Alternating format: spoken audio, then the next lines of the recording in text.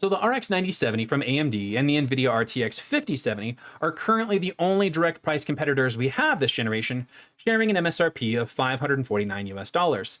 And while most of us would like to replace the M in MSRP with mythical, as trying to find a 5090 or 5080 or 5070 Ti or 5060 Ti or 9070 or 9070 XT at list price is a bit like finding a unicorn in the wild, one of the things that the 5070 has going for it is that it's largely available at MSRP across multiple e-tailers and retailers. Heck, there is one sitting in my local Walmart right now at $549.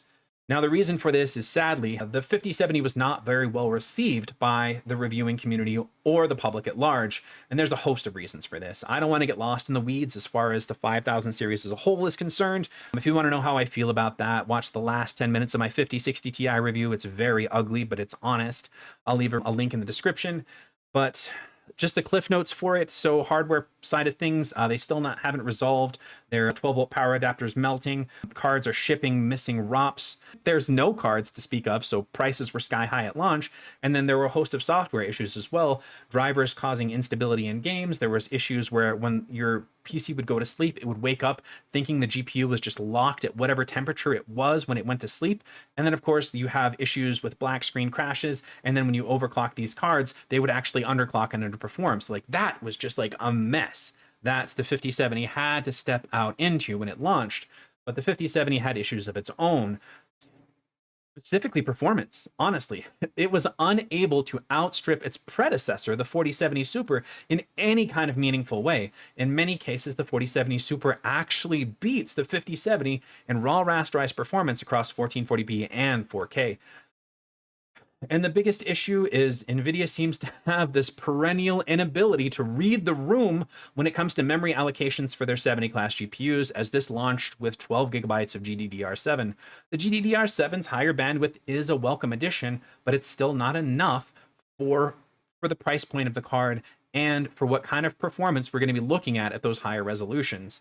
Now, this is going to be a direct comparative review between the AMD RX 9070 versus the 5070. And the cards that we're going to be looking at are going to be the Zotac Solid OC, which I actually have in my recording rig, and it's a great card for that. It really is. And aesthetically, it's a beautiful card. I don't have it with me. It's recording as we speak. And then we're pitting that against the AsRock Steel Legend OC RX 9070. So both these cards were actually, I enjoyed gaming on both of them. When I got into the numbers, that's where I started to get disappointed with the 5070.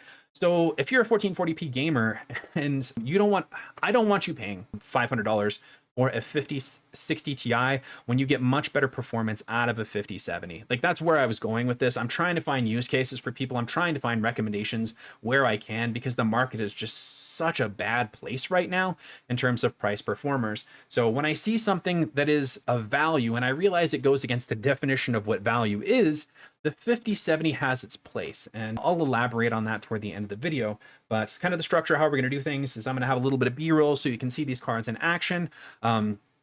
And we'll go over system specifications while that's rolling. Quick apology.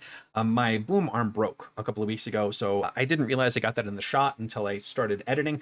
So don't mind the tape. Sorry about that. But yeah, then we'll get into benchmarks, and then we'll do final thoughts. But yeah, I really, really have been enjoying this. Thank you guys so much. You're a phenomenal community. If you enjoy this content, leave a like, subscribe to my channel. It's huge. The goal is to be at 1,000 subscribers by the end of the year. I know we can do it. You're amazing, but let's take a look.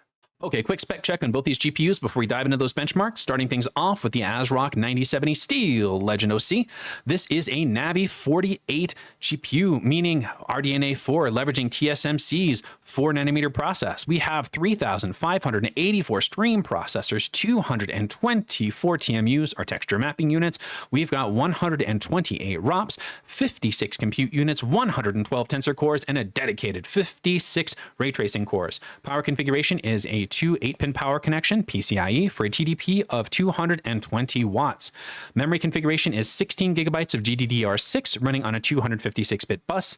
Physical dimensions for the Steel Legend are 298 millimeters long by 131 millimeters wide by 58 millimeters thick or tall, however you want to play it. Moving on over to the Zotac RTX 5070 Solid OC. This is a GB205 chip, meaning Blackwell 2.0, also on the 4nm process from TSMC. We have 6,144 CUDA cores. We have 198 TMUs. We've got 80 RUPs. We have a dedicated 192 tensor cores and 48 ray tracing cores. Power configuration for this card is a 2x6 12-volt power adapter for a TDP of 250 watts. Memory configuration is 12 gigabytes of GDDR7 on a 192-bit bus. Physical dimensions for the solid OC are 304 millimeters long by 116 millimeters wide by 42 millimeters thick. So a nice thin yet long GPU fit great in my recording rig. I never felt so cool as when I got that recording rig and it was running side by side with my gaming rig, especially when that white AsRock Steel Legend was in there and then like the nice bronze accent on that Zotac solid, you know, complementing off of those Noctua fans, bringing in air from the bottom. It was just, I felt really cool. And as a nerd, you don't feel cool often. So I was happy to see that. Yeah, but those are the configurations for these individual GPUs. Why don't we go ahead and dive into the benchmarks and we'll get into my final thoughts.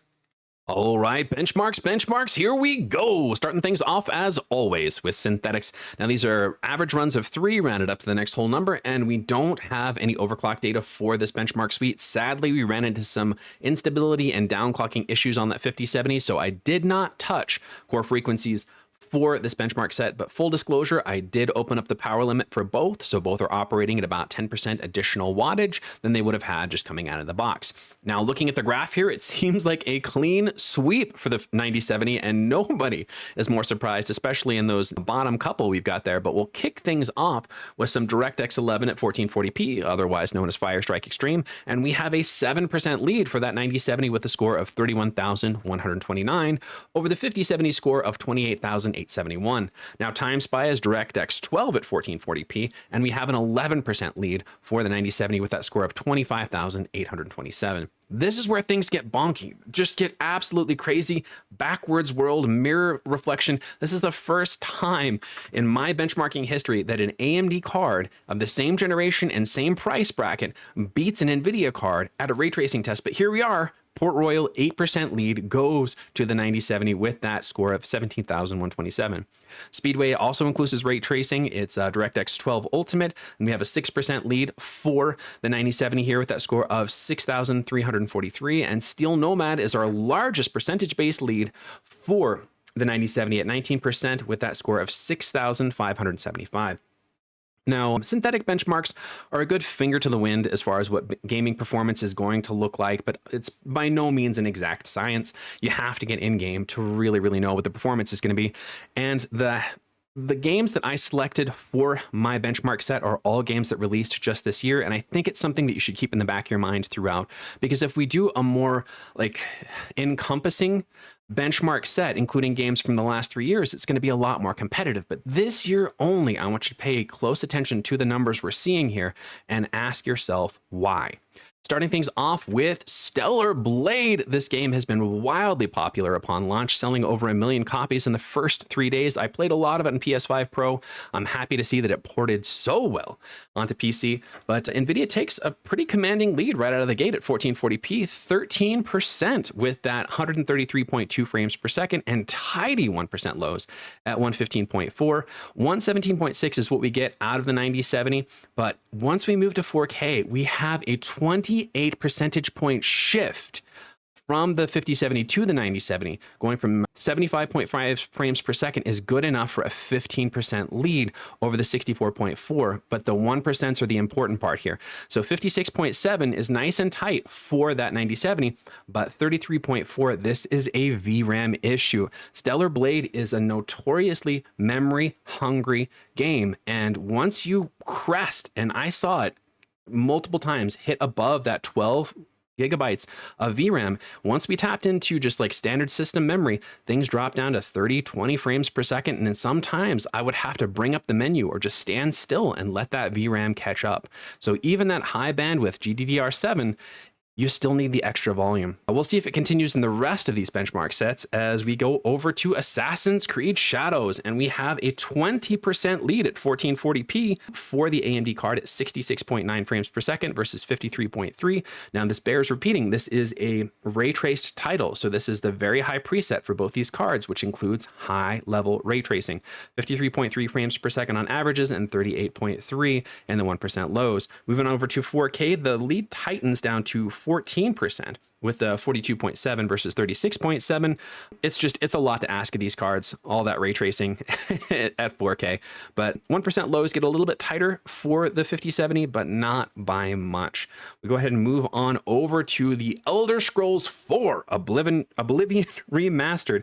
And at 1440p, we have an 18% lead for the 9070 at that 93.2 frames per second versus 76.7 frames per second out of the 5070. When we move up to 4K though, things get crazy. This is a 32% lead for the 9070 with 56.7, damn near 60 frames per second at 4K. And this is, so it is ultra settings with the software-based lumen. And so that's the ray tracing, but 39.1 frames per second. So I know that my numbers are higher than most other reviewers. I choose a very specific route. So I'm hitting every single type of environment because your frame rate is going to vary so wildly in this game. You're out in the open world with the rain like this, you're probably getting 30 to 40 frames per second, honestly. And it's just because it's such an open world, but you get inside the Imperial City, it's going to shoot up by 10, 12 frames. You get into an indoor situation where you're just in an inn, then you're going to be up in the hundreds and 120s. So there's a lot of variance and you spend a lot of time in these different areas. So these are averages taken across the Imperial City to the Mages Guild, into the Imperial Sewers, into a cave, an Ayleid Ruin, an Oblivion Gate, and then finally Leowen. And I just basically stop the recording before the loading screen and I remove those frames. And then it's all averaged together. And that's the numbers we get here. It's a weird science, but I wanted to be as just inclusive as I could with the data sets on a very expansive game. Why don't we go ahead and move on over, however, to Atomfall. And this is a very well optimized game. So just astronomical numbers here. 1% lows are all over the place. I'm not sure exactly why that is, but Atomfall 1440p, we have a 3% lead for the AMD card 227 versus 219, and then 4K 116 versus 107, we have an 8% lead for the 9070. Both of these cards have no trouble at all with Atomfall. It gets stuttery here and there, as we can see in the 1% lows, but otherwise, yeah, you have no trouble at either resolutions for either of these cards. Heading on over to South of Midnight, at 1440p, we have a 10% lead for the 9070, 137.5 versus 123.1. Both 1% lows look really good. Then we get into 4K, we have a 14% lead for the 9070, 89.3 versus 77.1. Yeah, both these cards handle this particular title no problem at all. It's not what you call overly demanding, but moving over to Monster Hunter Wilds, it's a lot more competitive. 1440p, we only have a 7% lead for the 9070 with 98.1 frames per second, 72.2 in the 1% lows. Now the 5070 beats the 9070 in 1% lows, a much tighter 76.4, but averages 91.5, not quite enough to get there, but yet we see again. Now we're at 4K and we have a 23% lead for the 9070, 58.5 versus 44.8. Real numbers, it seems a lot closer than it is. 1% low is kept tidy for the 5070, so I'm not sure if it was a VRAM issue for this particular title. I haven't read anything about it being particularly VRAM hungry, but those are the numbers, and that's just what they tell me. Moving on over to Kingdom Come Deliverance 2, we have our next upset for the NVIDIA card. We have a 5% lead here, 90.9 versus 86.6 at 1440p, a tidy 1% lows for both cards. Once we get into 4K, however, we switch again. Kingdom Come Deliverance 4K, we have an 8% lead for the 9070, 56.6 frames per second versus 52.3. So both of these are pretty well optimized. A little like performance-based, not performance-based, the quality-based upscaling on either these 4K and you're golden, well above 60 frames per second. So nothing to worry about there. Heading over to Doom the Dark Ages, my favorite new Doom game. I actually really appreciate all the additional melee combat. Some people don't, but I thought it's a nice shtick. But yeah, 1440p, we have a 19% lead for the 9070 at 87.2 versus 70.4, and that 19% lead carries straight over into 4K, 46.4 versus 37.8. 1% lows are lower than we'd like on both cards, but especially the 5070, and I do have concerns that this is VRAM. This is nightmare settings with ray tracing enabled, so that's where we're at there. Heading on over to first Berserker Khazan, a very well optimized title, and I was surprised to see the 9070 pick up here because typically NVIDIA cards play very, very well on this title, but we have a 9% lead at 1440p, 180.1 frames per second versus 164.2 on the 5070, and then we upgrade it to 10% at 4K, 91.9 versus 82.3, but both very, very playable, very smooth experiences. 1% lows are a little lower than I'd like on the 5070 at 4K and honestly at 1440p, but both, like, I was never really concerned, I guess you'd say, for either of these. We're going to head on over to Clair Obscur Expedition 33 and closing things out. Yeah, we have a 9% lead for the 9070 here at 1440p, 62.1 frames per second versus 56.6, and then tidy 1% lows for both of them. 4K, however, it actually remains pretty tight, 47.6 versus 44.2, good enough for a 7% AMD lead here, and 37 frames per second in the 1% lows.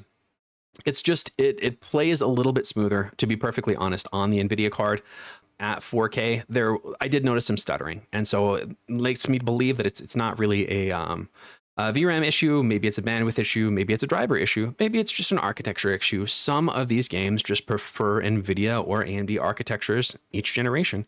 But yeah, that roundup of 10 games, we saw effectively a clean sweep all the way down for the 9070. In some cases, very, very commanding leads of upwards of 30%. That is a generational uplift difference. And I feel like it's something that we need to keep in mind because this is two cards of the same price point of the same generation, and that disparity over games that have just released, that has some serious implications that we'll discuss here at the conclusion. Before we get into that, we'll just take a quick peek into power draw and thermals, and we get a little side-by-side action here. So both of these recordings were recorded with their respective recording software. So the one on the left is the 9070, recorded with AMD Relive or Relive or however the hell they pronounce it, and then the one on the right is the 5070, and it is recorded with a Shadowplay. So what we can see here, this is gamed on both of these for about an hour, hour and a half prior to starting the recording to get a nice temperature steady state. The ambient temperature of the room was about 21 degrees Celsius.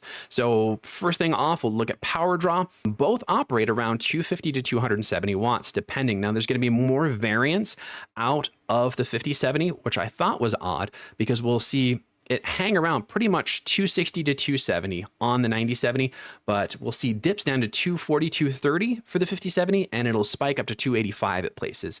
So as far as power draw, there's just more variance for the 5070, and that actually continues in temperatures because on average, the core itself, we're on average about 10 to 12 degrees Celsius cooler on that 9070. It likes to sit right at around 60, 61 degrees Celsius on core, whereas 70 to 75 on the RTX 5070, but I saw it dip down into the 60s, in some cases 50s, but if you're at a steady state, it likes to hang around 70 to 75.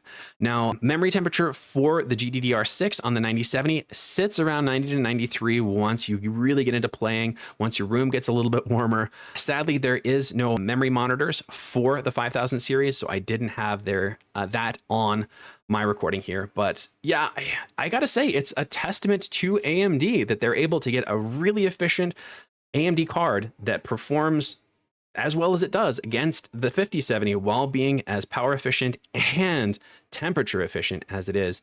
But yeah, those are the metrics we have. Why don't we go ahead and wrap things up with our final thoughts? Okay, closing things out, what do we think? Now, the numbers obviously tell a pretty lopsided story, but we'll stick to the formula, start with price. They're both listed at $549 as MSRP. At time of recording, the only one available at MSRP is the 5070. What's the cheapest 9070 you can lay hands on? At time of recording, the Sapphire Pulse is available both at Newegg and Micro Center for $599. Now, that's the floor. That's the $50 differential floor. Is it worth it at that price? I say yes, but I'll defend that argument a little bit later.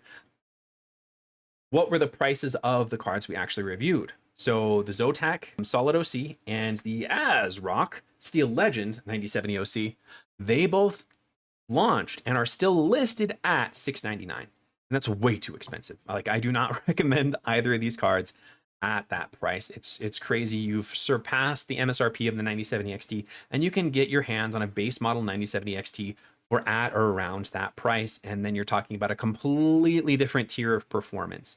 Now, to be fair, and this is not a recommendation, I'm not saying that you should do this, but you can flash the BIOS of the 9070 to make it think that it is a 9070 XT and get anywhere from 15 to 25% additional performance. That's just what I've heard. But to be fair, you are running the risk of voiding your warranty, and you're looking for an aftermarket software solution for a card that already performs very, very well. Now, take that for what it's worth. Like, whatever you want to take from it, take that.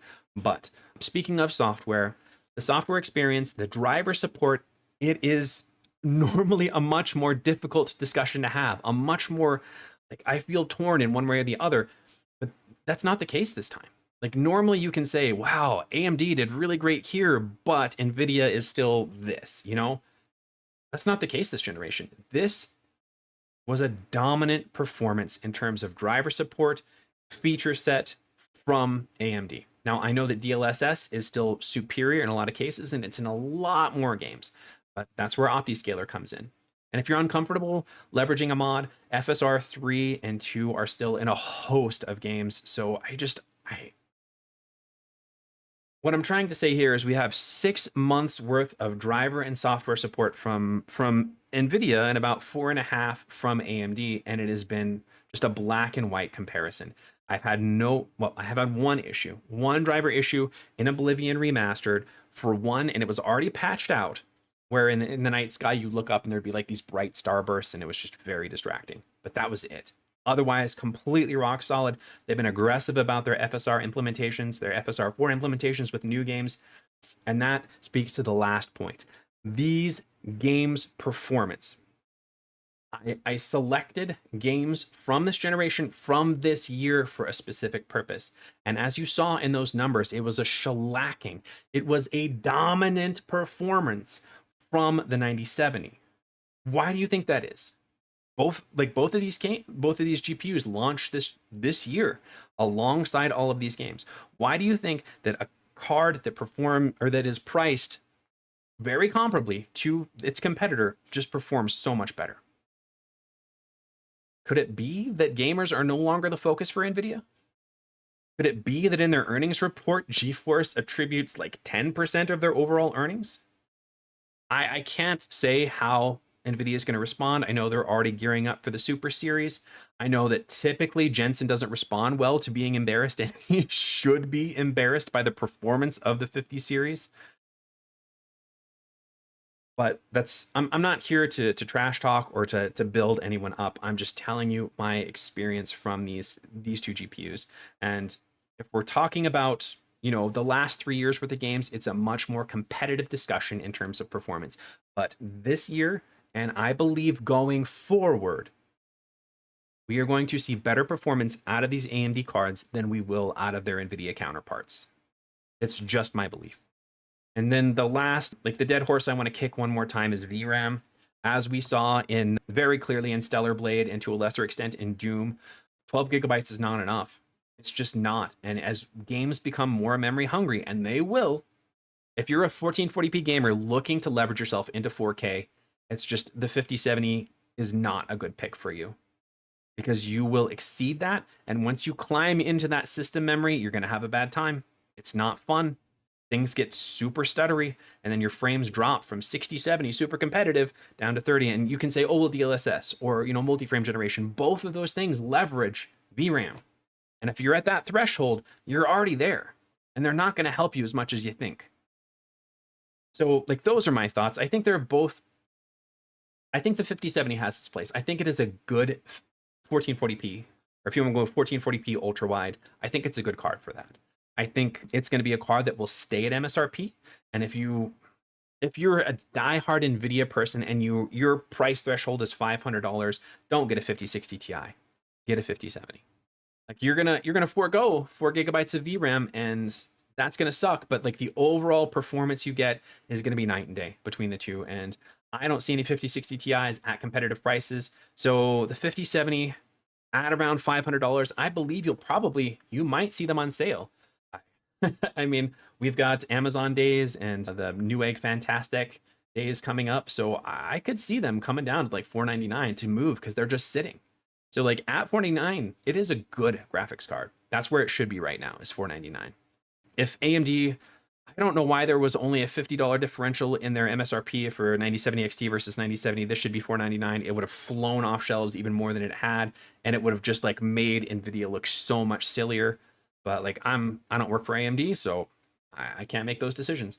But I think the 9070 is a phenomenal performer. I think this model is overpriced. I really enjoyed it, but yeah, $700 is too expensive for this. But if you can get one closer to MSRP, it is just like a resounding, just heartfelt, from the back of my throat recommendation. You know, it's a great card. And I think that if that's your price point, if you can find one at or around, you know, preferably under $599, if you can get one on one of those sales, it's just all the better. Great graphics card, great experience. 16 gigabytes will carry to that 4K Graceland, and that upscaling, the driver support, it's all rock solid. The 9070 is a great graphics card. I had a great time doing this review. If you enjoyed it too, leave a like on the video, subscribe to my channel. I'm trying so hard to get to 1,000 subscribers before the end of the year, and I got so much more content. I've got news and more reviews. We got the bottom of the barrel, the 9060 XT and the 5060 coming out, so keep your eyes out for that. But I think you are a fantastic community. I hope you have a fantastic day,